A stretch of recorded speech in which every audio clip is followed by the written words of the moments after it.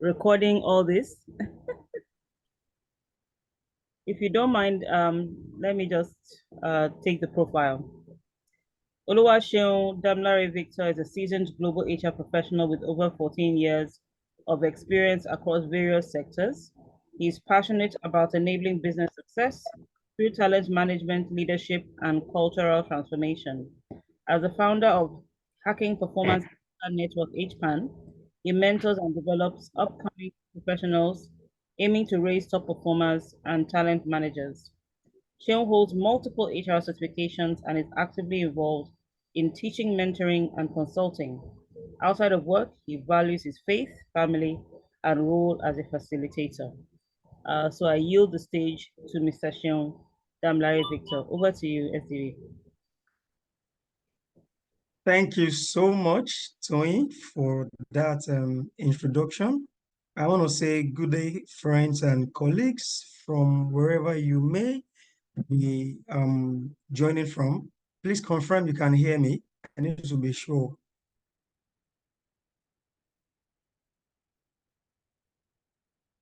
Hello, can anyone hear me? Yes, sir, I can hear you. Yes, sir. Oh, great. Oh, great. Thank you, everyone. I'm glad to be here to share, to learn from all of you. One thing that Tony did not add is that I'm also a learner. The day we die is the day we stop learning. All right. So I'm also a learner, right? I'm learning from people like Tony and the likes. Okay. So today I want to congratulate all of us because I believe we have been part of the 8 weeks program. And kudos to Tony and the entire Torchbearer Academy team for the good work you're doing. And I think we are blessed for having people like Tony and other HR professionals, my seniors, my counterparts who have been doing great work to mentor and guide upcoming like us, in either HR or other areas of our career. So thank you. Well done to you, Mama P, and the team. So today we will discuss leadership and emotional intelligence. I must tell you that you cannot succeed in your life and career if you cannot successfully lead yourself. And you cannot successfully lead yourself if you are not very, very emotionally intelligent, right? And so emotional intelligence is a critical part of leadership.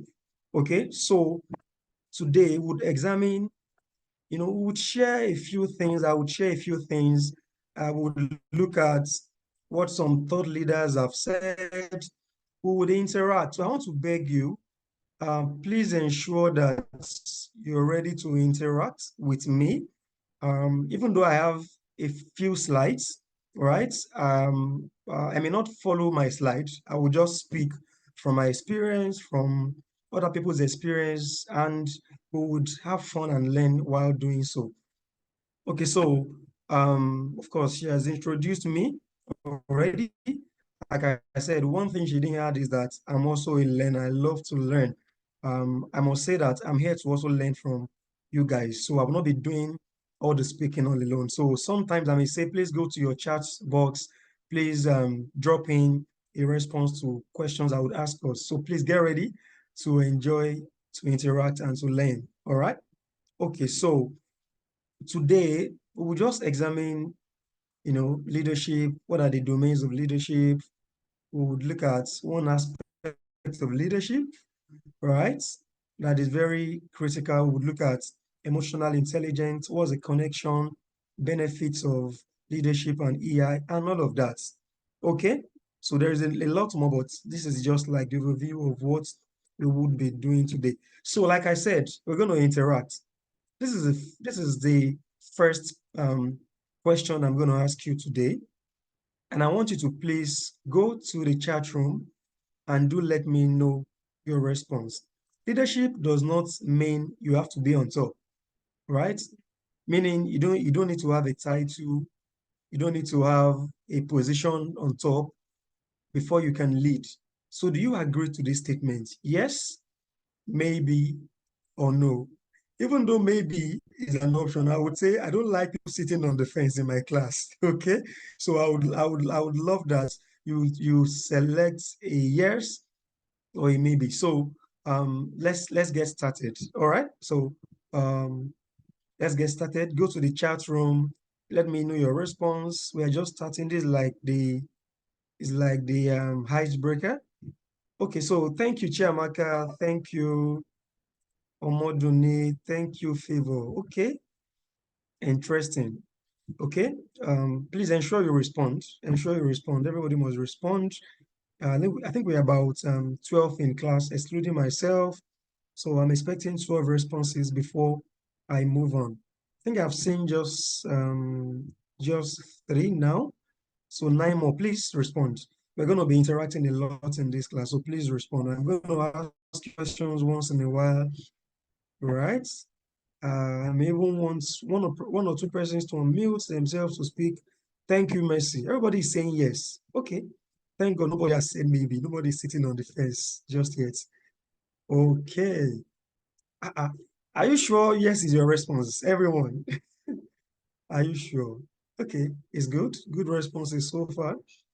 Leadership does not mean you have to be on top. Okay. All right. Okay, so since everybody is saying yes, I'm looking for that person that would say no or maybe, please. You are the one I'm waiting for. Please drop your response. So I'll wait for another 1 minute, right? Until I see a maybe or a no. Because everybody cannot just, choose a yes. I don't know. What do we mean? Are we saying that yes is the only right response to this question? Leadership does not mean you have to be on top. So that person that wants to say no or maybe has changed his or her mind. Okay.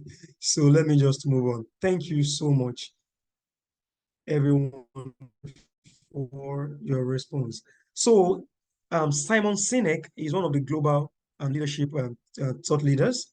And if there is one thing you would hear Simon Sinek say most of the time in his videos, in his books, it would be that you don't need a title to lead. You don't need a rank or position to lead. You can lead from wherever you are. So if you're one of those that still have the notion or believe that anytime you hear the word leadership or leader, it must be that you are on top. You must be like a general manager, MD CEO, HOD, before you can be called a leader. I'm sorry, you are very, very wrong. And the reason you would know as we go along in this class. Thank you, everyone, for your response once again. So, in one of the books, of Simon Sinek and so many other thought leaders, they've described what we call the 360 leader, right? And 360 means being able to lead all around. And there are actually 4 quadrants to the 360 leader. So you have the lead self, you have the lead down, you have the lead peers, and you have the lead up. Okay, so leading self, of course, meaning leading your own self, right? Leading down, meaning those who report to you. You are a supervisor, you have 1 or 2 persons reporting to you, and that's lead down. Lead up basically means managing your boss. Whether you like it or not, you are leading your boss.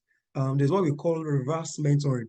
Our line managers learn from us whether we like it or not, especially in the age of social media, in the digital age where everything has gone automation, artificial intelligence. We would find out that our line managers would ask us questions. How did you do this? I used to spend 1 hour doing this or 30 minutes. How did you, come about finishing in 5 minutes? Because we are more tech savvy, right? And they may be learning 1 or 2 things from us. So whether you like it or not, managing your boss is part of leadership. And of course, the last one is leading your peers. And of course, the very, classical example that I normally give is, those days of maybe elementary school, secondary school, when you just become a class captain. There must have been traits that your, class mates saw in you. So you just assume a leadership position by nomination by everyone. So one day, maybe the class teacher just comes and say, you need a class captain because you have been exhibiting certain leadership traits. Then they point at you and say, we want Seun, we want Toyin, we want Chiamaka, we want Favor to be our class captain. So that's leading your peers. Some of us were class governors at the university. Even in your office today, there may be an assignment, a project, and you will naturally step up to the leadership podium because first, you're a result-oriented person. You don't want things to suffer, all right, and all of that. So my question again, the second question I want you to interact with me or to respond to is, which is the foundation of leadership? So the 360 leader, leading self, lead down, lead peers, lead up, which is the foundation of leadership, which forms the bedrock on which we now build other forms of leadership. Again, I'm expecting your response. So go to the chat room quickly. Let's okay. Oh, Chiamaka, you must be a very smart and swift person. You are the first to respond again. Good. Oh, great. Okay, lead self. Okay, blessing. Thank you. Precious. Thank you. Lead self. Mercy. Leading self. Okay, interesting. I have professors in class today. Oh, Tony, you didn't tell me that I'm coming to share with professors. That means I'm going to learn a lot today. Oh, great. Everybody leading self. Okay, awesome. Awesome. And I must clap for everyone who has responded. And if you still want to respond and your response is different from this, I need to say that I'm sorry, you're wrong. You cannot succeed leading anybody. In fact, you have no business saying you want to be a supervisor, you want to lead anybody, if you cannot successfully lead yourself. That is the bedrock of leadership. And so today, I would be speaking so much about the self-leadership, which is also a form of leadership. Okay? So thank you so much for your responses. So what is self-leadership? Before I unpack that, I need to let you know that the World Economic Forum did a survey 2020, and they wanted to know what are the top 15 skills for our workplace in 2025. And the result is what you can see on my screen. I believe you can see my screen already. And these are the top 15 skills for 2025, right? We're in 2024, right? And next year is 2025.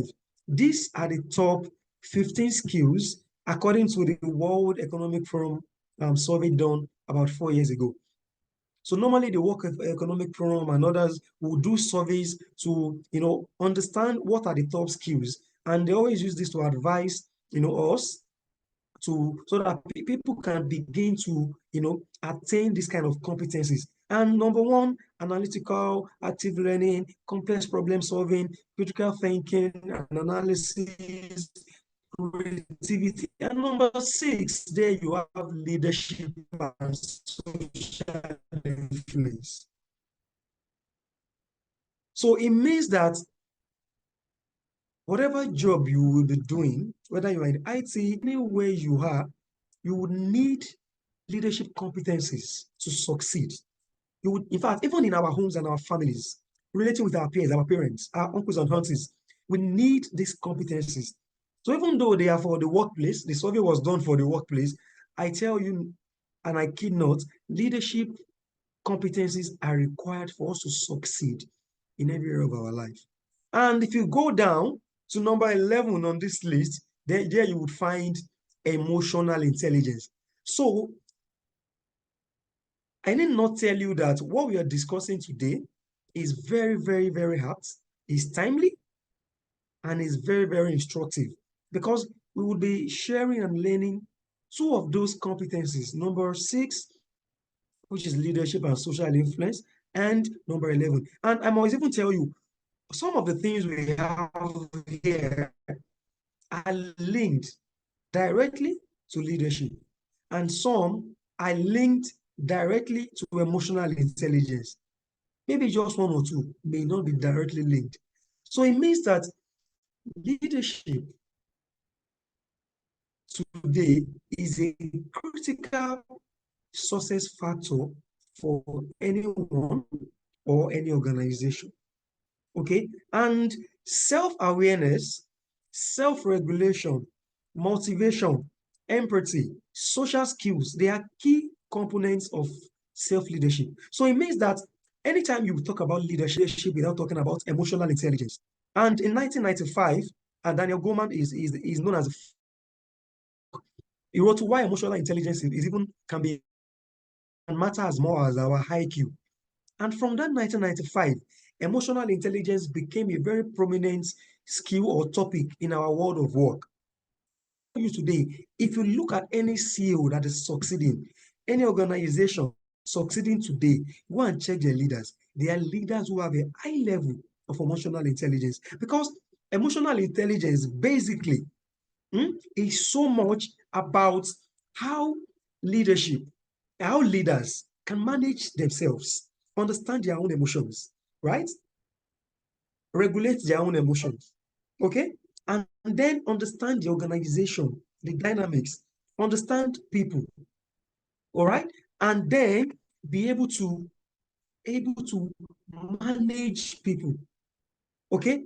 So if you link the definition of emotional intelligence and the definition of leadership, they are very, very, interrelated. So self-leadership is the ability to influence oneself to achieve personal and professional goals. So I said earlier, self-leadership or leadership is not something you need just to succeed in the workplace. You need it to succeed all through life. Okay, so it's about succeeding in your personal life, right? Influencing yourself. And you'll be wondering, how do I even need to influence myself? Yes, because you would face different circumstances, different situations that would challenge you, like Tony said when she was introducing the topic. Things will not be rosy across your career or across your life. You would find challenges. People would challenge you. People would test your abilities and competencies. People would wrong you. People would infuriate you. People would step on your toes. They will lie against you. If you cannot respond, if you react, then you may be making the wrong decisions. Underline what I said. You need to respond, not react. We'll get to all of that shortly.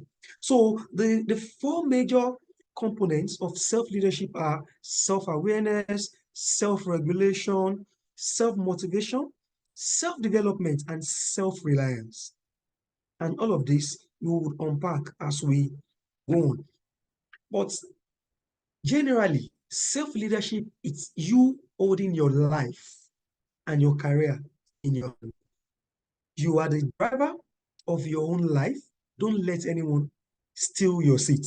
From the day you leave the university, from the day you leave the NYC camp, and you decide to say, I want to pursue a career in finance, in IT, in marketing, in engineering, in quality assurance, whatever career you choose, in media, anywhere, right? From that day, and you have a career, you set your career goals. You have a development, professional development plan, PDP, and all of that. You need to know that there will be distractions, there will be challenges. People would dissuade you, people would discourage you from pursuing your goals. How do you manage yourself, influence yourself against all odds to still achieve your career dreams? This is basically how to lead yourself. And that's why you must be the driver of your own career. So what are some of the competencies of self-leadership? It's compassion. You lead people, or you can't lead yourself without compassion. Clarity. Clarity is basically understanding where you are going to, not having goals that are ambiguous, right? Going to. Some of us, of course, after school, after NYT, we try our hands on a few things before we now decide on where to go. And that's why it's even good, even for those who are in universities. Thank God that there are a lot of mentors, career mentors, coaches going to universities, to help graduates or finalists.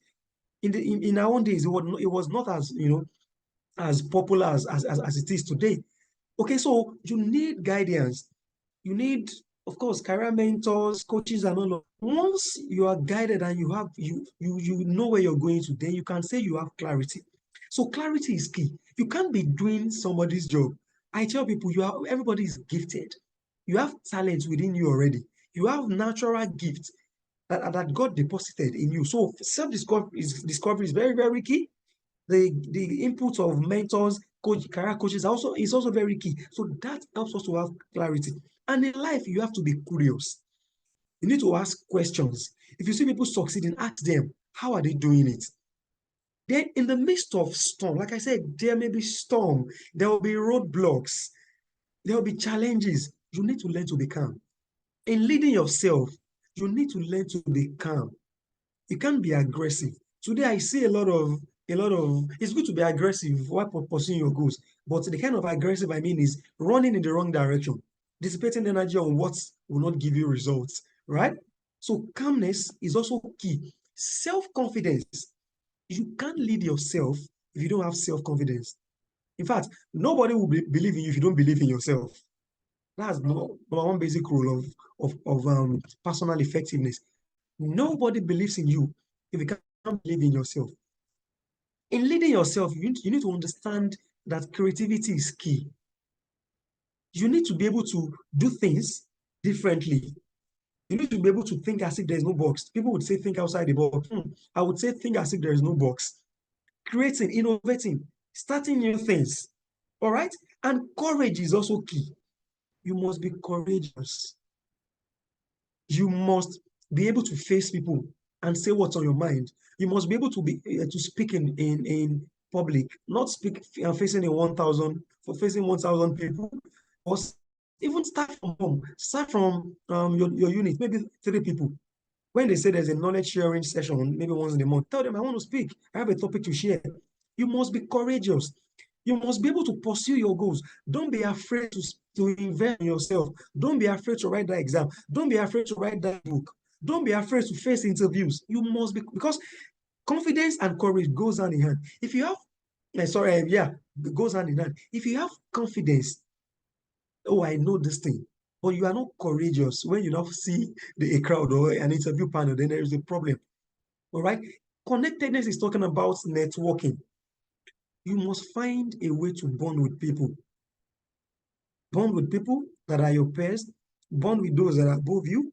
You must learn how to network, how to ensure that you follow people who may have arrived at those junctions or bus stop you are still aspiring to get to. And assertiveness is also very, very key. Assertiveness means saying your mind, but not disrespecting people, right? Because, like I said, in life, people will test you. People would want to see if they can shut you down. People would say things to run you down, to undermine you. You need to learn to respond, not react. Saying what is on your mind, making your point without disrespecting anybody. And lastly, resilience. Resilience is very key. And let me just explain this by sharing just a story. In the course of my career, I have had challenges where I asked myself, do I want to continue with this organization? Right? After I have tried all options possible. And there are times I said, yes, I'm going to go on. There are times life will throw a lot of things at you. There are times you may not even have money. There are times you have assignment projects that you have deadline and you don't know what to do. But that inner, speaking to your inner self, right? Saying, whatever it is, I'm going to succeed. That's positivity and believing you can. So it's hope, it's positivity, and going for your goals. All right? I'm going to move on, and I'm going to probably swap towards the other is emotional intelligence. I'm sure you can see my screen, and those children, what you can see them holding is what we call emotions, different types of emotion. Scholars have said there are just 5 major emotions. Some have said there are 22. Some have said there are 9. Till today, if you do your research, there has not been an agreement on the number of emotions that we have. But there are They are very major or simple emotions that we all can relate with. Things around joy, fear, anger, surprise, disgust, sadness, and all of that. So to understand emotional intelligence, I want to break down emotions, intelligence, and what's the connection between our brain and emotions. We are all emotional beings. We need to know that. So every emotion you feel is valid. In fact, you can't suppress your emotions. We're all emotional beings. And emotions are processed in our brain, right? In our brain. Emotions are processed in our brain. And in that brain, you have two parts, basically. There is the executive part of the brain, and there is what? The feeling part or the emotional part of the brain. So it's called emotions and the and rational side of the brain. So there is what we call the amygdala. The amygdala is in the brain and is called the emotional center of the brain. So when there is a stimuli that something triggers or something sends a message to the brain, right? That message goes right into the amygdala, which is the emotional center of the brain. Now, it stays there temporarily and then goes to the executive side of the brain, which is a cognitive or thinking side of the brain, or the rational side of the brain. Now, immediately that stimuli gets to the amygdala, naturally, we all want to react. In fact, we react most times. But once you react, whatever you do, whatever you say may be wrong.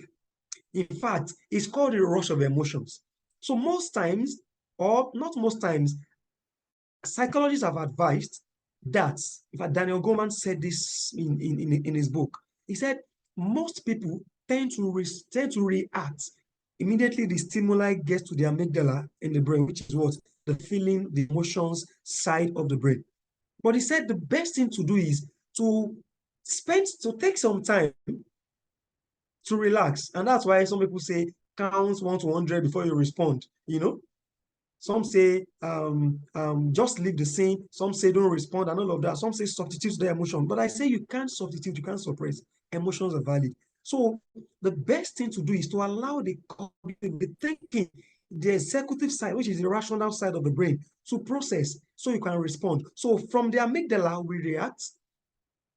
Then from the thinking side of the brain, the executive side of the brain, then we can respond. And that's why none of us should actually react based on emotions. We should react based on a processed emotion already that can give us a right response. So whether it is fear, whether it is anger, whether it is surprise, most times we tend to allow the amygdala, the emotional center of the brain, to react as against the thinking side, the rational side, to what? To respond. So every decision we make as an individual is coming from where? From our emotions. Okay? And that's why to lead yourself, you must be in charge of your emotions. You cannot lead anybody if you are not in charge of your own emotions. And that's the first step of self-leadership, which is self-awareness.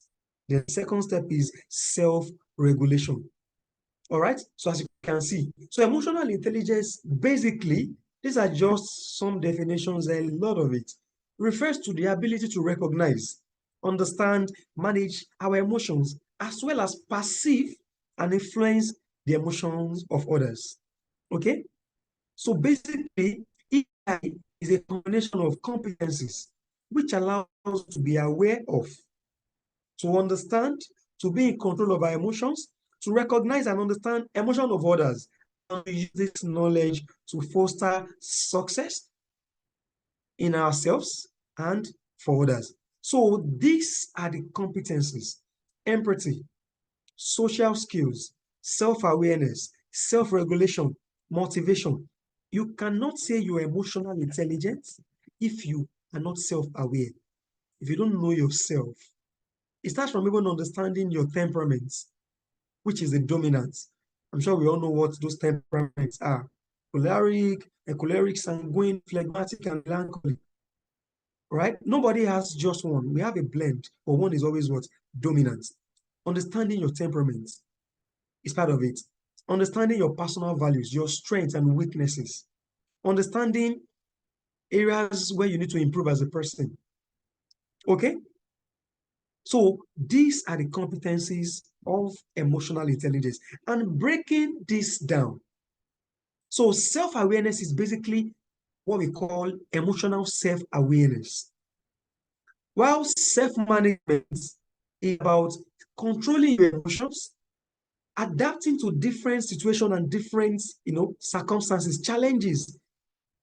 Okay? Then having achievement orientation, which is basically focusing on your results. To say, I have set out to do this. I will not allow these emotions make me behave in a way I shouldn't behave. And if I do that, I may lose this goal or miss achieving this result. And lastly is positive outlook, which is also talking around resilience and all of that. Okay, so the first two competencies here, self-awareness and self-management, it's about you. Then the last two, social awareness and relationship management, is about others. For those who are leading a business, it's about others and the organization. And so for social awareness, that's where empathy comes in. You can't be a leader without first seeing people as human beings that have families that have not come to the place of work. So if they say, oh, Oga, I'm sorry, I woke up this morning and my child, is feeling, I'm feverish and I need to take him to the hospital before coming. Then you say, I'm sorry, give your son to your wife. Please just come and because we have a goal to meet. You are the one that's presenting in this meeting. That is lack of empathy. And that's because that leader lacks social awareness. Then the next level is organizational awareness. So it's beyond just being empathetic. It's about understanding the dynamics of the business, different managing stakeholders. So if you are head of HR or HR director or chief human resource officer, you have different stakeholders. So the CEO is there for you to manage. The chief finance officer is there for you to manage. The chief technology officer is there for you to manage. You have different stakeholders. In fact, if you're working in an organization that is unionized, you have the union to manage. So understand the personalities of union leaders, the CEO, and the different people, and being able to moderate how you respond to these people and how you manage them to achieve results. Because our job as leaders is basically influence. So if you have listened to Simon Sinek before, one thing you would hear him say is leadership is basically influencing people. So if there is no empathy, if there is no organizational awareness, you cannot lead. Even if you are leading just two people as a supervisor, if you do not understand the makeup of that person in terms of their temperament, what makes them tick, what turns them off, if you don't understand it, you may not be able to manage them. And that's why self-leadership and emotional intelligence are key. They are the bedrock of leadership. And the last one is now relationship management, influencing people, making people behave in a way that they may not have behaved before ordinarily, or achieving results through people. It's also this competence that helps us be able to coach and mentor people. So leaders who see that their line managers are not achieving results, they find a way to help these people go in line with the goals through coaching and mentoring. They will not castigate those people. They will not undermine them or chastise them. They would use a carrot and stick approach and bring them to what? To line. Conflict management. Like I said, if you are in a unionized environment, you would find out that the junior staff union, they're always very, very irrational compared to the senior staff union. You have to find a way to manage conflicts, interdepartmental conflict, intra, and conflict even amongst some of the leaders you are managing, even within your team. So it's relationship management competence that helps you be able to what? Mediate and manage conflict amicably, where you are not seeing being on one person's side than the other. Teamwork. Leaders who lack relationship management competence cannot help their team synergize to collaborate. And lastly, such leaders cannot inspire people. And if there is any form of leadership that any one of us should aspire to be, right? It is being an inspirational leader. Okay, so life's journey is full of opportunities. But his life's journey is of endless possibilities. These 4 competencies determine how far you can go. From this picture, you can see, I'm sure you can see the end of the road. And that's how life is. And that's how your career is. If you want to become a director, it is how much of emotional intelligence you have, how much of success you have made in leading yourself that will determine whether you become a director. Because the more you even go higher, it's not so much about what you know or what you can do, it's about how you can manage people to achieve results. Okay, so I'm going to move on. I believe we are still together. I saw someone drop. Okay, thank you. I thought it's a question. So just to break this down so we can understand how do I know if I have high AI or low AI? From this picture, you can see that these are some of the behavior traits that can help you know if someone is exhibiting high or low emotional intelligence. Okay, so people who are aggressive, who are demanding, egotistical, bossy, confrontational, those traits are products of emotions, and they are simply portraying what? Low EI. These are the things you would see for people who are what? Who have not mastered here, or some of us who are still on the journey to master emotional intelligence. You know, they are easily distracted, they are selfish, they are poor listeners, they are impulsive. They just act based on, impulse. They are resistant to change. They don't want to hear people talk about, can we try another way of doing this thing? They are stuck to one way of doing something. They are passive. They are not, always active, always fully involved in things going around them. Sometimes they can be unresponsive. They are slow. They are stubborn sometimes. Then they can be very critical. They take life too abusing people, all of that. They can be annoying. They are hard to please because some of them see themselves as how do I call this now? People who want to be perfectionists here. They want people to do things like them. They will not give allowance for individual differences. So they may be hard to please. If you still exhibit any of these traits, truly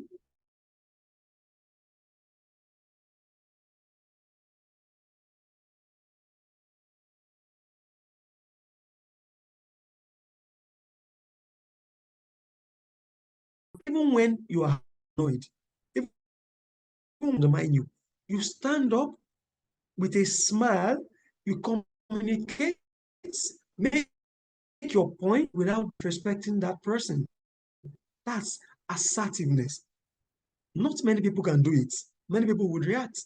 Once you master AI, you can be assertive. They will be ambitious.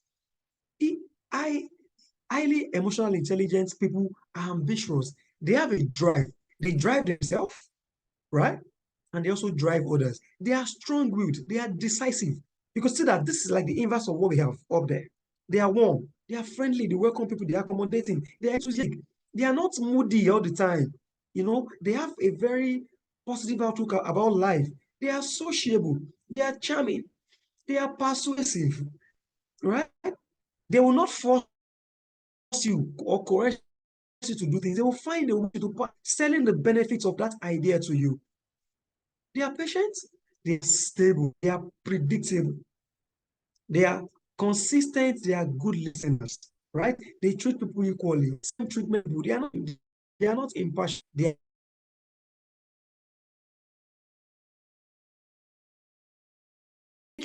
are careful. Look at some of the traits. You would find different traits of choleric and melancholy in some of this. All right, and up there for those who have low EI, you find the traits of phlegmatic, traits of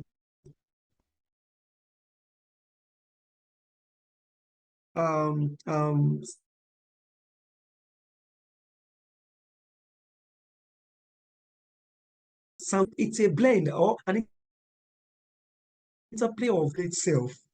The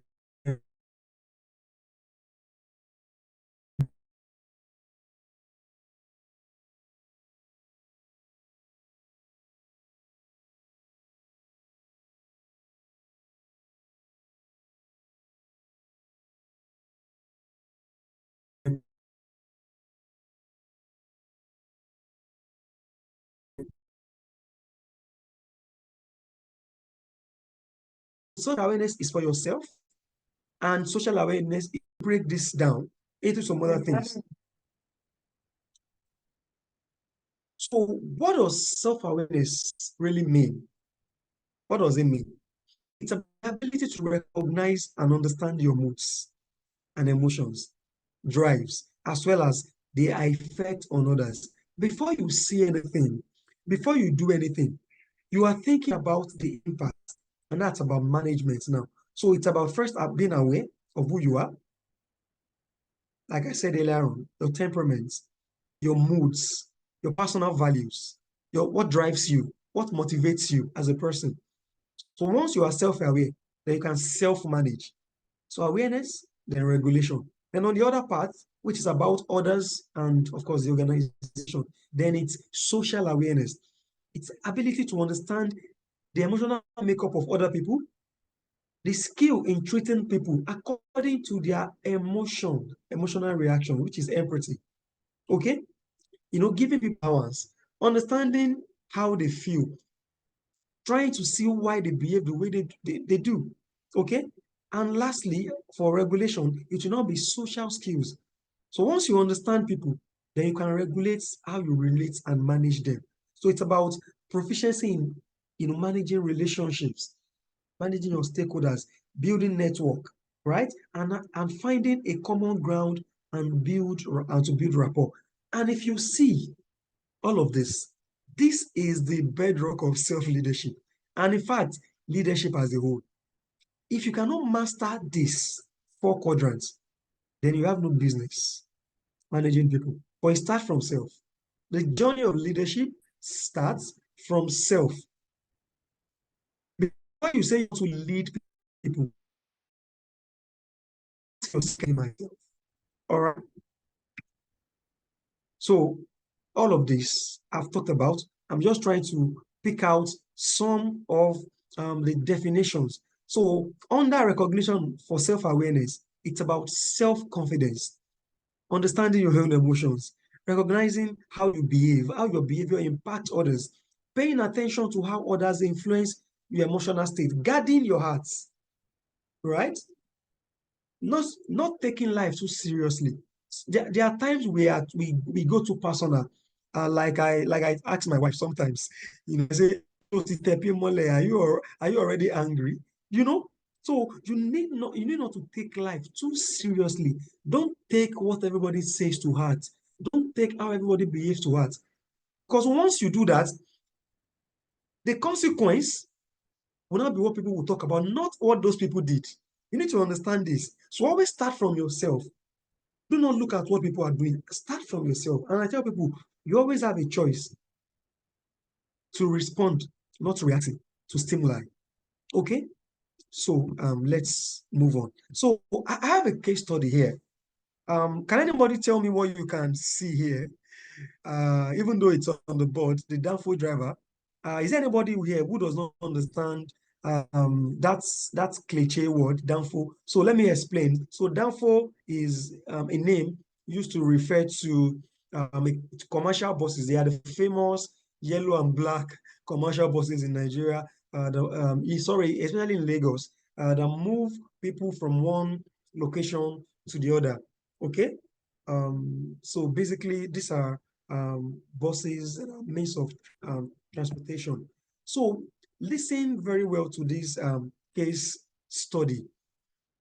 Okay, so we have Femi, who is the driver of this commercial bus. So he had stopped at a bus stop, okay, and he had picked people at Costain going to Lekki.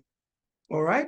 So Femi also has a conductor. And of course, I'm sure you know that in Lagos, once you enter this kind of bus, conductor, once you get to a particular place, conductor start asking, oh, where that? I saw and all of that. They ask for your tea fare, then you pay. And everybody, it is your duty to always announce your bus stop before you get to your bus stop. And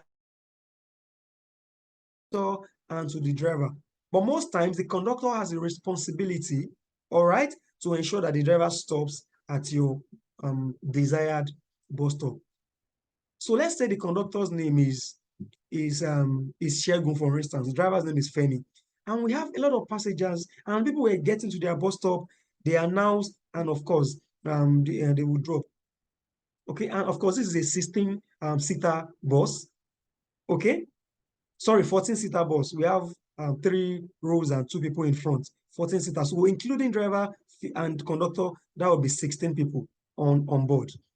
Okay, so there had been 3 people who had gotten to their bus stop who had dropped. Then this passenger, let's call her Sarah.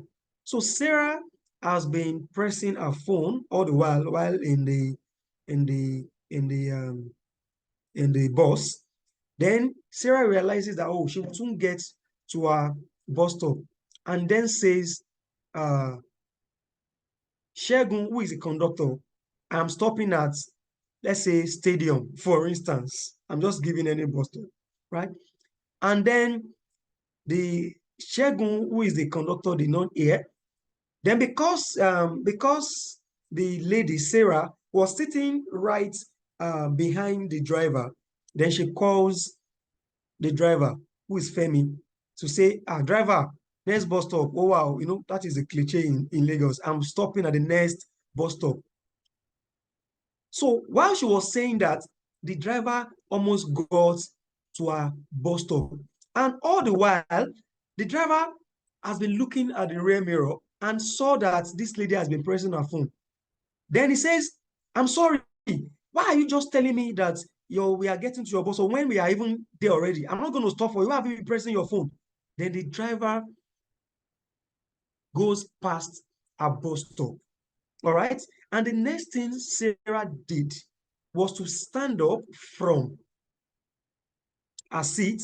And just because the driver is in front of her, then she stood up and tries to hold the driver's shirt, say, you have to drop. And you have to stop for me. And she, of course, so the emotion that she felt was what? Anger. Then she tries to, so as she was trying to lock the driver was trying to, take a hand off his shirt. And the next thing she did was to say, sure, you will not stop for me. You will not stop for me. Then she tries to hold the steering. And Femi and Sarah were swerving right, and everybody in the bus were shouting, the remaining people in the bus. And the conductor was also shouting, Sarah, leave my driver alone. Leave my driver alone. Please, can anyone guess what happened next? Before we unpack this case study, can you just go to the chat room and please guess what you think would happen next? While Sarah was dragging the steering with Femi, the driver, can you please guess what would have happened next?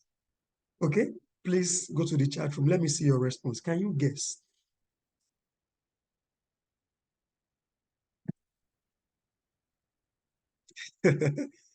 Blessing, accidents.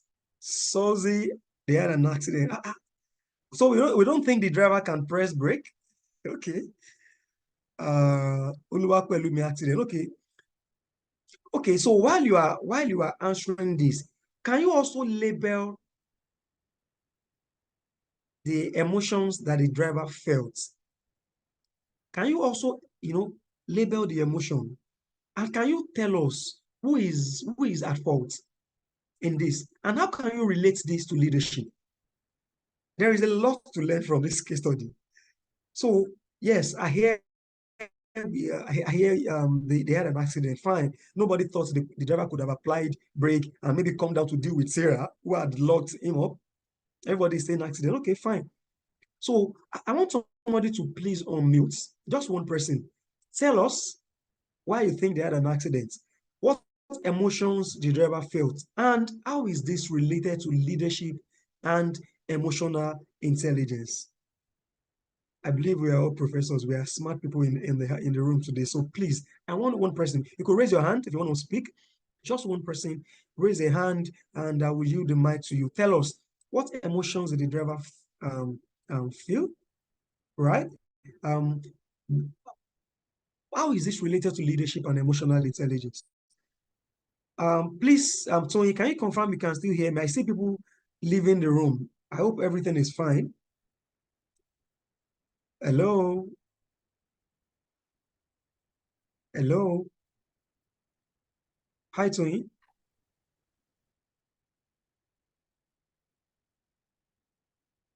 Can anyone hear me? Yes, sir. I Yes, can sir. hear you. Yes, sir. Oh, okay, great. Okay, great. Okay, great. So who is volunteering to answer this question? And I believe we can get the response or the answer. So what emotions did the driver feel? How is this case study related to leadership and emotional intelligence? The downfall driver and his passenger, Sarah. Please volunteer, just one person. Like I said, we're going to interact, so this is the time.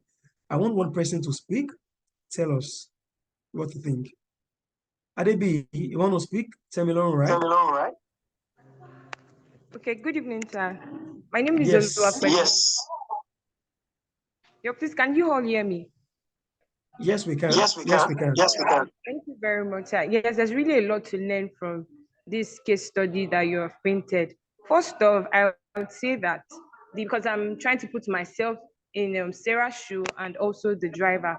At first, the driver would have felt he was angry, obviously, because at a point, he even had it in mind to when he was looking at it, like he pointed, he knew that, I'm sure he talking to her, he said that, Sarah, why didn't you tell me you were going to be alighting at this bus stop? So for Sarah, she would have, because if I was the one, like normally in Lagos, let's say I'm going to a particular place that I have not been before. So it is mine, regardless of, okay, me telling that, okay, I don't know this place, but it's either I talk to the driver or the conductor that I'm actually going to this particular place. So that's when we get there, because I do not know. And, sometimes when you pick your phone, you might be distracted. So at that point that, it was thoughtful for the driver to have asked her, you said you were going to this particular place. Why didn't you remind me? And I would have stopped at that bus stop. But because she allowed that, like you pointed out before, that we should not always take it's not all the way people the way people behave, we shouldn't take it to heart, because at the end of the day, it's the consequences. People do not really, they won't remember what that person did or what happened, but it's that thing, that consequence that happened at that point. So as Sarah was angry, because why I said an accident, because the way you painted the scene there, for her to that stretch, because she was sitting down behind the driver, she's to struggle with the shirt. So I'm sure the driver would have also been trying that. Maybe it's just one hand that he has on the steering, and you don't know, a vehicle might be coming, or somebody might actually be crossing the road that time, and an accident might have happened. And also, assuming she was patient, Lagos driver, yes, they will pass it because they actually want to try to, prove themselves that, okay. So he would have, for her dragging, yes, an accident might have happened. That's why I pointed first that an accident might have happened. It can be somebody crossing the road or something. And for Sarah, she would have still, yes, it's fine. It's actually the conductor would have actually reminded her, because it's his responsibility to call at every bus stop. But at that point that you know that you're pressing your phone, you have you're no more paying attention. You should have at least calm down, and it might be the conductor might actually even give you money to, go back to where you are coming from, depending on the distance. That, okay, yeah, about 100 naira, I'll fix you in this another bus going to that to the next bus stop. So for Okay. me, So thank you so much, Pelumi, for your response. You are spot on. But before you drop, what is the link between this case study and leadership or EI? What leadership or EI lessons can you draw from this? Okay, first is self, and emotional intelligence. Because first of, when we started this class, you pointed the fact that it's important that we know how to lead ourselves first off, because if you can not control you don't have self-control, you can't control yourself. So how much do you want people to, people that you have around you, even start, even our peers, maybe in a classroom or in a team, you're a team member or you're in a community. So you don't yourself, you don't know how to control your emotions or maybe communicate how you feel at a particular point, you won't be able to lead others. So from there, I can draw out self-leadership and also your emotional intelligence. Thank you, sir. Thank you so much, Belumi. Thank you. That was very, very good. Okay, so ladies and gentlemen, let me show us what happened later on. Everybody said accidents. Let's see if it's accidents. So, ladies and gentlemen, this is what happened later on.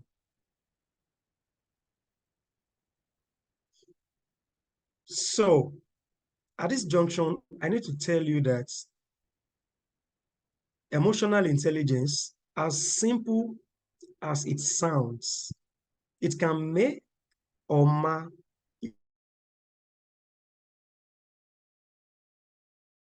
your life or career.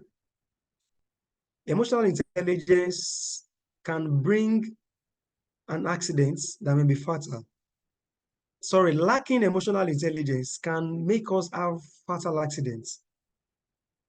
Okay, so what's the lesson here? This case study is basically drawing our attention to the fact that if we lack EI, then we lack self-leadership. And if we lack self-leadership, we cannot lead people. And if we cannot lead people, we will not get to our destination. Because this is what happened to the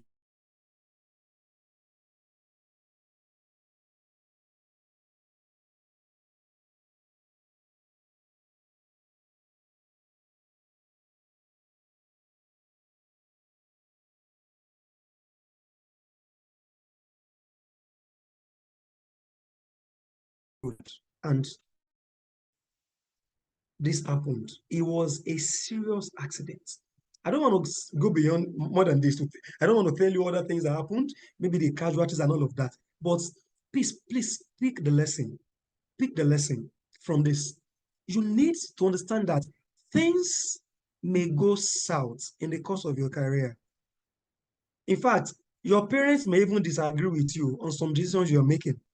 Your brothers may disagree, your sisters. Your line manager may not like you as a person. You may join the organization with 2-3 people at the same. You may get promoted. Do you respond or react? Now, what could Sarah have done? Is simply she could not contain or control the emotion. She reacted instead of what? Responding. So the next question is, what could Femi have done? What could the conductor Segun have done? What could other passengers have done? The truth is, everybody in that bus is a leader. But at that point, the major leader in that bus was the driver. You know why? He was holding the steering, carrying everybody's life in his hand. Should he have continued driving while Sarah was tussling with him? Could he have applied the brake immediately? Could he have apologized? Ah, madam, I'm sorry. Don't worry. I will reverse. Or conductor, like Pelumi said, give her 100 naira to go back to her bus stop. So he also reacted. And I want to beg you, in the course of your life, when you face challenges, do not react. Introspect. Ask yourself, why am I in this emotion? What emotion am I feeling? When you label the emotion, when did this emotion start? Then you think of the consequences. If I react, what could the consequence be? If I delay and respond, and I think through this, my response, what could have been better? In that bus, Sarah could have acted better. Segun could have acted better. Even the conductor could have acted better. Imagine while Sarah stood up and the conductor, madam, don't do that. Oh, yeah, madam, take 200. No verse. Driver, stop now. Madam, no bother to fight them. Take 200 to go. It could have also stopped it. That's why I said everybody in that bus were leaders. So even if you are not the leader in that your department or unit today, you are a leader. From that place you are, you can lead. You can help course correct things that are going on. You can help change the direction of things that are about to go wrong. You can advise your line manager. You can help galvanize your team towards the right direction. How do you lead your life? What stage are you in your career today? What decisions are you making? Are they the right one?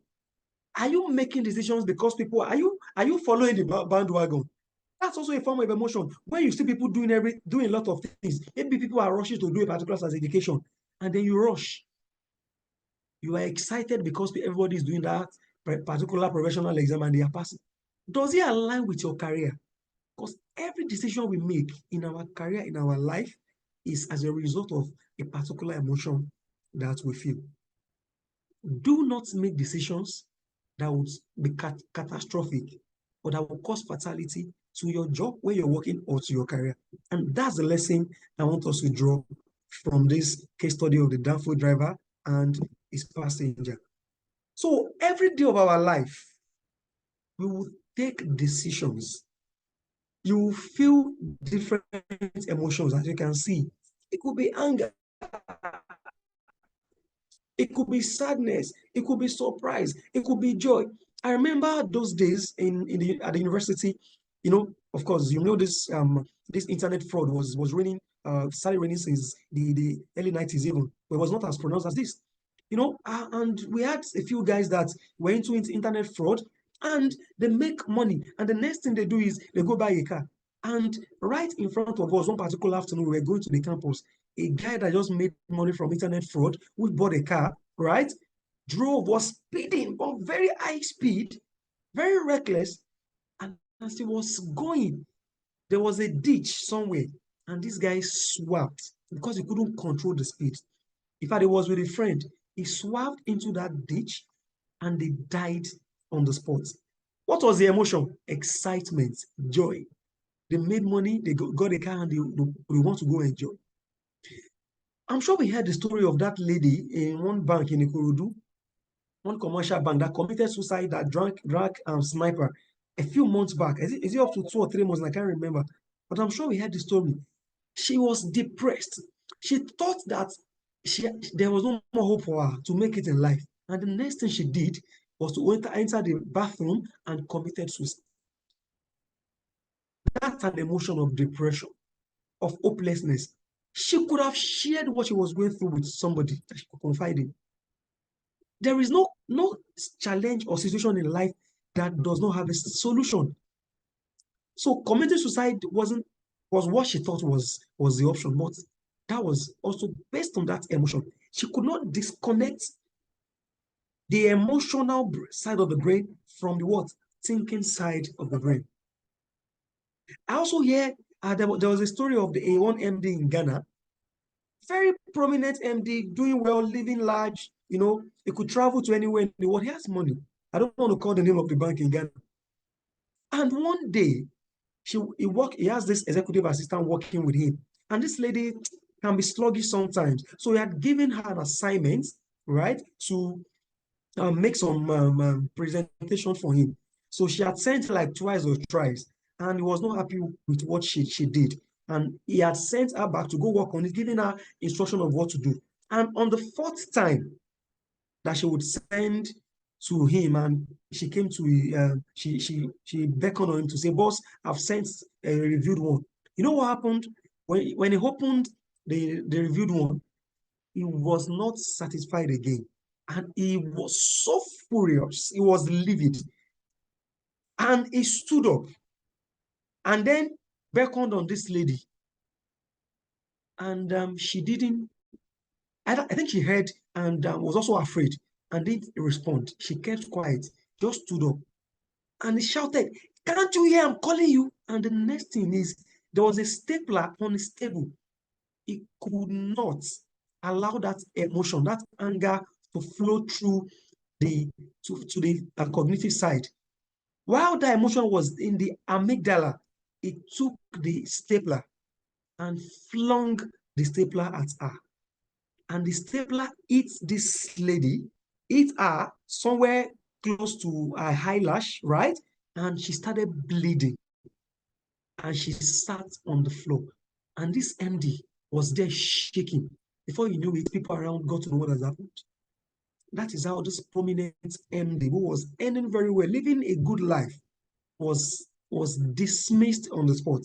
And for those of us who are in HR, I'm sure you know the difference between dismissal and termination. He was dismissed. This means he left without a dime. Why? He took a wrong decision based on emotion.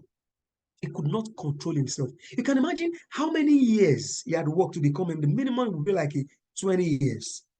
You can imagine all the degrees. You can imagine all the sacrifices he had made to get to that, that enviable position in his career. And you know what? They had to publish his name, and he couldn't get another job in Ghana. I'm telling you a true life story. I didn't make this up. So I just cited 2 examples for you to see how not having EI, how not being able to lead self, to control self, to regulate self can impact our career. In fact, I have seen a particular HR director. I heard the story so many years back that because of anger, she wanted to send a file. And because she was, when you are angry, anger can do a lot of things to you. She attached the wrong file. Right? She wanted to send something that is not connected or related to payroll. But she now went to attach a wrong file, payroll. And she exposed the salaries of all the employees in the organization to, when HR directors want to send mail to all employees, maybe for a very important information, you send to all employees. You can imagine sending, including MD's salary, to all employees in the organization. She was fired on the spot. Before then, we were told that someone that infuriated her, she was angry. In that anger, she was sending a mail.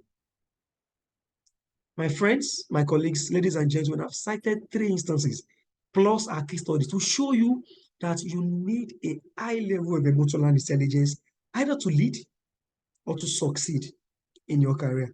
So my next question to you is, have you ever acted in a way that you regretted? What did you learn from that particular incident? Are you a better person now? If you are not, I want to believe that from this session, you would learn how to moderate, how to respond, and not to react. I hope that message is clear and we got it. So how do you now, build this high emotional intelligence? How? You need to appreciate that your emotions are normal. Whatever emotion you feel, like I said, is valid. You cannot suppress your emotions. Okay? But please, let us use more of our executive side of the brain, which is the thinking side, not the feeling side. Our feelings can mislead us. Okay? So always respond, don't react. You need to identify and label those emotions. What is the name of that emotion? When did I start feeling this? What is the root cause of this emotion? You have to do self-reflection. I want to beg you, anytime you are so happy, maybe you just made some money or you got a good news, anytime you are so excited, so happy, in a joyful mood, anytime you are very angry or sad, these 3 emotions, please, before you do anything, ask yourself, this thing I want to do, is it the best I should do now? What will be the consequence? Okay? Self-reflection, introspection. Sometimes it will help us to always have it at the back of our minds that everything we do or say are being recorded. Imagine if that MD, before flinging the stapler, had thought that in that office, there may be a CCTV camera that is watching him, or there may be somebody close by that is recording him. I'm sure he wouldn't have thrown the stapler. How do you also build EI? Always take every opportunity to practice EI, to practice what you've learned today and what you would learn about AI, maybe from reading books and other trainings you would attend. Think about consequences before you say. Anytime you are angry, you are sad, you are so joyful. Before you do anything, ask yourself, what's the consequence of this thing I want to do? Before you go jump to send that email when you are angry, is it the right time to send this email? Won't this emotion cloud my judgment? If you are very angry, before you respond, before you make that phone call, count 1 to 100. And that's allowing that emotion to diffuse so it flows to the thinking side of the brain. And you most likely, before even counting to 100, respond as against reacting. So when you are angry, don't call, don't type a mail, don't speak. In fact, some people would say they may need to leave the scene. If you have to leave that scene, and if you need to talk to someone, please talk to someone. Before you take that decision, talk to someone. Think about it again. First, sleep over it. There are so many times we make decisions because somebody is trying to pressurize us. No, no, sleep over it. You would most likely make a better decision when you sleep over it. Okay? And what are the benefits of EI in the workplace? All the things we've been talking about since. Once you are able to develop this as a leader and you are leading a team, these are some of the things you would see as benefits. You would appreciate everybody's idea and respect their ideas. The team would work optimally. Gossip will reduce, and other negative behavior. People would encourage one another and even celebrate one another. Stumbling blocks are quickly surmounted because we work as a cohesive team. Decisions are value-based, not emotional or sentimental. Integrity is valued. Work relationships are rewarding because now you have what we call social skills, social intelligence. You can understand people and relate with them using empathy. All right? You can put yourself in their shoes. And you can even get more results from them as a leader when you see them as first human beings that have a life, a personal life, aside just coming here to work. Potentials are continually developed. You can build a high performance culture. And if all of this happens, there is better productivity. And then the workplace is what? Psychologically safe. Ladies and gentlemen, I'm about to close. But there is this video I stumbled on LinkedIn, on the streets of LinkedIn. I'm sure some of us may have seen it. The story behind it, there was a branch manager. It's a bank in Benin, Edo State. So she went on maternity leave. And upon resuming from maternity leave, you would see direct reports, associates welcoming her. Let me just play this video for you, just to pass a message. Oh, I hope, sorry, I need to ensure you can hear the audio of this video. So permit me to quickly connect my speaker. Apologies.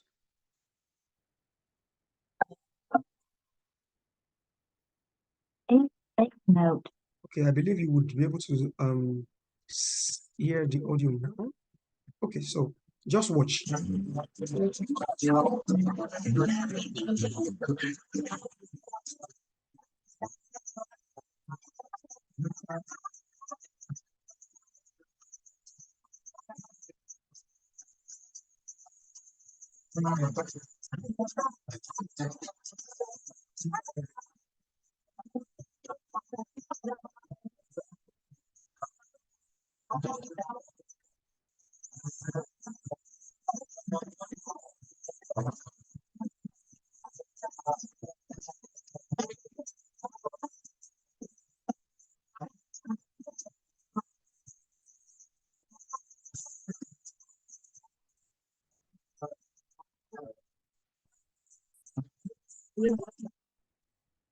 So please confirm, did we hear the audio of the video? You can just raise a hand or say yes in the chat box. I wanted to be sure we heard the audio. No, sir. So the audio was breaking. We saw the video, and it wasn't flowing smoothly. At least on my end, it was like frame by frame. So we didn't Oh, okay. That's okay. So the message on the screen. So this is on LinkedIn, made by this man, and you can see what he said. He said, this is a UBA branch in Benin, Edo State, Nigeria. And the lady that is being celebrated is their customer service manager, who went on 3 months maternity leave and just resumed back to office today, 3rd June 2024. It's obvious that they have missed her, and we all can see the sincere, genuine joy and happiness on the faces of the staff as they welcome her back to the office. This speaks volume and shows that this supervisor is a good supervisor and carries everybody along. This level of jubilation and happiness cannot be faked in the workplace. All right, and he's trying to advise, says, please, supervisors, team leads, HODs, managers, CEOs, MDs, please learn to be kind to these employees regardless of their funny behaviors. Sometimes, some employees can make you go mad sometimes, and that's the point. When you start leading people, you will meet different people, and everybody will not behave the same way, right? And lastly, it says, always make these employees have a sense of belonging in the workplace, and it will create an enabling environment for growth, teamwork, learning, love, and productivity. Beyond everything that is said here, my points from this video is this lady must be someone who has mastered social skills, who has mastered some level of emotional intelligence, because even if there are a few persons amongst them that are faking it, it was like the entire branch was on standstill because of one person resuming from maternity leave. So it goes back to saying, in leading self, she may have succeeded very well. And in emotional intelligence, she may have succeeded to a very large extent. For her to have this kind of ovation, the question is, do you want to be a leader that will be celebrated for your mastery of self-leadership and mastery of AI beyond the story in this particular video? I'm sure your answers are as good as mine. So in coming to conclusion, to succeed in your career, you need talents, you need IQ. But Daniel Goleman has said, and Daniel Goleman and many other AI scholars have said, AI even matters as much as your IQ, your intelligence. And what is intelligence? Basically, intelligence is about solving complex problems and achieving positive results, basically. So this is the equation. And there is also another one, political quotient. And this is very important, especially when you begin to rise to managerial, senior managerial level, where this basically means understanding the power dynamics in an organization. Those who matter, those who can influence decision making in the organization, and finding a way to manage them properly to your own advantage. That's basically what political quotient means. So talents, of course, your education, your skills, your competencies make up your talents. Of course, and of course, there's also continuous self-development that keeps ensuring that you hone your skills. Then there is IQ, which is intelligence, solving complex problems, achieving positive results, and EQ, then PQ. This is the equation for career success. So it means that if you have talent, IQ, and PQ already, then you don't have EQ, then the equation is not complete. And I think I had a quote about this. It will be more than a year that I had this quote that I posted. I said, it takes more than talent to succeed in the workplace or in one's career. The reliable formula is T plus IQ plus SQ plus PQ equals to CS, where T is talent and skills, IQ is intelligence quotient, SQ is social quotient. This is same as what? Emotional quotient. Then P is political quotient. And having all of this can only make us succeed in career. You cannot have 3 and not have 1. This is the right equation for success in a career. And once you have this 4, you can be said to be a leader that can influence people, a leader that can inspire people to achieve results. Okay, so to conclude, what are the things we've taken away from the session? You don't need title to lead. We all agree that you don't need a position. You can lead from where we are. And if you remember our case study, everybody in that downfall were leaders, but they failed to rise up to the occasion to stop that fatality or casualty that happened. Leadership isn't a position, but influence and responsibility. Leadership is majorly about making people do things that they may not have done. You are not coercing them, you are inspiring them. You are leading from the front, you are achieving results through people. Sometimes you are rolling up your sleeves to get results, showing them how to do it, leading from the front. You are the most important person in the leadership equation, and that is where self-leadership comes in. That's the bedrock of leadership. Don't rush into helping others when self needs attention. First focus, look within. Be a master at leading self. Then you can say you can lead others. You can lead from wherever you are. Lead yourself successfully before attempting to lead others. We learn AI all through life. You cannot master AI to say, I've gone for a AI course in Harvard. No, it's something we learn till we die. we can't learn it to say, I'm now 40 years, I've learned AI, I've read 10 books on AI. No, because every day of our life, we continue to what? Face challenges, different situations, different people. And for you to succumb and overcome such, your level of AI will determine all of that. Okay? So self-leadership is a critical success factor in life. Life and career will not always be rosy. Practice positivity, patience, and self-belief. I want to add resilience to this. I mentioned this earlier. So in closing, I want to recommend that you read Daniel Goleman's book. If you have not, this is the book I was talking about earlier on. It was published first in 1995. Emotional Intelligence, Why It Can Matter More Than IQ. And then our friend John Maxwell, okay, this book, 360 Leader. So these two books are one of the best books that you can read if you want to master self-leadership, leadership, and emotional intelligence. Okay, so thank you, ladies and gentlemen, for having me. Have we learned something? Do you have any questions? Thank you.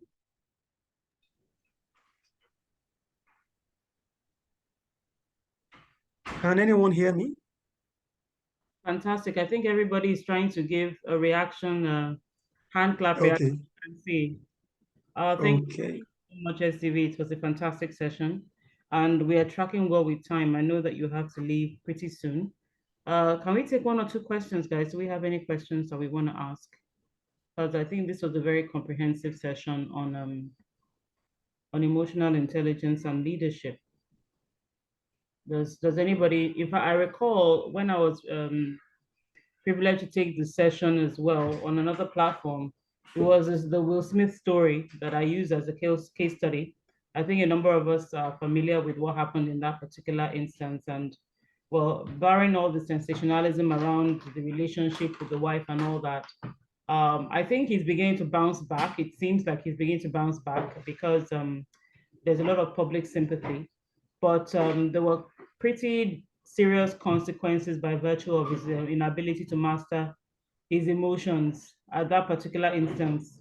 And it just goes to show how someone, no matter how high you've risen, one ill-judged moment can just destroy a lifetime of achievements and hard work.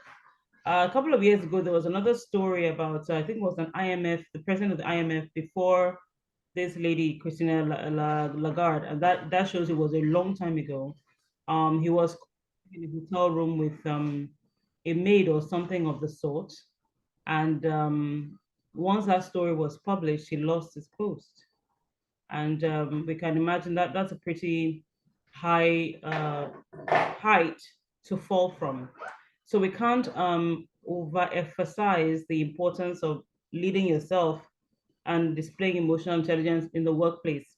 And I would say that for those who are this early stage in the career, it sometimes can be very challenging because unfortunately we have a number of people in the workplace who might want to sort of use you as leverage to rise or take out the insecurities on you. I mean, you face that at every level. You face that at the director level. You face it at every level. If you have somebody who's supervising you that hasn't quite mastered the emotions, but you've learned a lot today. You heard about the downfall driver. You've heard about several things that I believe that valuable lessons are going to be taken away today. I don't know if it's possible for us to do a group photograph. I plan to do that with all our facilitators, but circumstances have not allowed us to. So can all of us go on camera by any chance? Is it possible for us to go on camera and take a picture?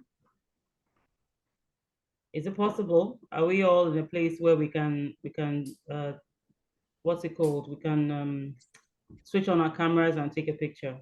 Or am I the only person that'll be flashing teeth with SDV in this place today? Yes, ma'am.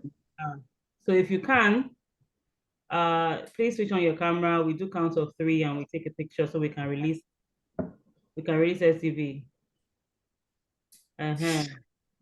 Before vote of thanks, Abby. So that hello Favor, how are you? Anyone? Nobody? Oh yeah. Favor is like it's only 3 of us that will take pictures today. Or everybody seems somewhere where they can't. All right. So this light is not ministering the way it's supposed to. Let me just mention my beloved husband, who is always my tech support. I'm wishing him a Father's Day. Happy Father's Day. And SDV as well. Happy Father's Day. Thank you. That you meant our lives and our society cannot be overemphasized, regardless of the challenge. Somehow we always look to you for solutions, whether or not you know what to do. We expect you to. So we want to say we really appreciate you on this day, and we'll continue to pray for you that the Lord will continue to show you the way to go. All right, so my life isn't perfect here, but I'm going to take the picture because nobody else seems to. But yeah, I'm going to say 1, 2, 3, and then we take a picture. 1, 2, 3. My face is not showing. No, very You need to adjust. Your lights. I've put this everywhere. I've switched it on, turn it around, maneuvered. Okay. Maybe you take it to your front. Yeah. All right, I got it. Thank you. So over to you, Favor. Let's do the vote of thanks and then let's release SDV. All right, ma. Thank you so much, ma. So thank you, Mr. Seun Damilare Victor. Really appreciate you on behalf of the T3 Torchbearers Academic Course 1. We say thank you. Today's session was so amazing. Yeah, I would say I think this is like I feel I needed this session the most. So I just want to say thank you. We say thank you, and we pray that you would continue to grow in from your source of inspiration will not run dry in Jesus' name. Amen. Amen. Pastor Favor. Pastor. Thank you for having me, Tony, and the entire team. It was my pleasure to share and learn. Thank you. Bye for now. If there are no questions. Okay, there don't seem to be any from what I see. If there are, then we could always direct them to you and send your responses back to the team. All right, everyone, thank you. Good evening. Some news on the group. We're going to be, I don't know whether there's a place for it. We're not all here. Maybe I'll just start here and then we'll go back to the group and also announce.